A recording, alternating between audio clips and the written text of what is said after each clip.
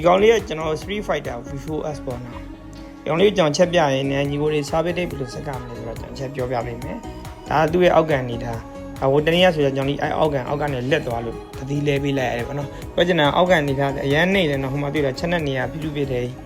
တိုင်ကွဲပဲဘာမှလုပ်လို့မရအသက်လဲပဲပေါ့နော်ကဲချက်ကြည့်အောင်ကျွန်တော်ဒီ service date ဘယ်လိုကြံကျွန်တော်ဒီကျွန်တော်ဘယ်ဘက်ဘော်တော်လေးကိုအသုံးပြုပြီးစက်ကောင်ပေါ့နော်ဒီဘက်ကကျွန်တော်ဒီ annual service လာဝင်နဲ့ကျွန်တော်ကိုတို့ချက်ပြပေးမယ်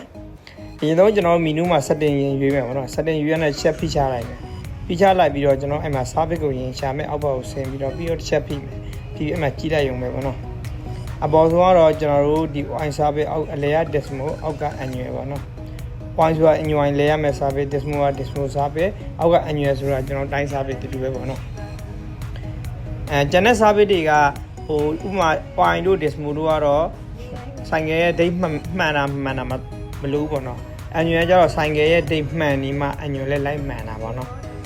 ပြောချင်တာဆိုင်ကယ်မှာ date ချိန်တာမှားတယ်ဆိုရင် annual မှာလည်းကုလိုကလန်ဖြစ်တယ်လေပေါ့နော်ကဲတော်တော်လေးဘယ်လေးတော့မိုက်ပါတယ်ကျွန်တော်ဒီဘယ်လေးကိုစတဲ့ service လုပ်လိုက်ပါဦးမယ်ကဲအားလုံးကျေးဇူးတင်ပါတယ်ခင်ဗျ